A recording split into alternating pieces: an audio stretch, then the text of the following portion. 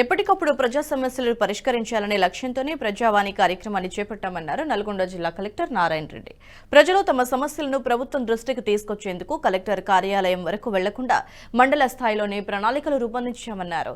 మిర్యాలగూడలో నిర్వహించిన ప్రజావాణికి ప్రజల నుండి విశేషమైన స్పందన వస్తోందని తెలిపారు కలెక్టర్. ప్రజల సౌకర్యార్థం మండల స్థాయిలో ప్రజావాణి కార్యక్రమాన్ని నిర్వహించడం అభినందనీయమన్నారు ఎమ్మెల్యే బత్తుల లక్ష్మారెడ్డి. ఒక మంచి ఉద్దేశంతో జిల్లా కలెక్టర్ ప్రవేశపెట్టిన కార్యక్రమాన్ని అధికారులు సమన్వయంతో పనిచేసి విజయవంతం చేయాలని సూచించారు. కేవలం దరఖాస్తులు స్వీకరించడమే కాకుండా సాధ్యమైనంత త్వరలో వాటిని పరిష్కరించే విధంగా చూడాలని కోరారు.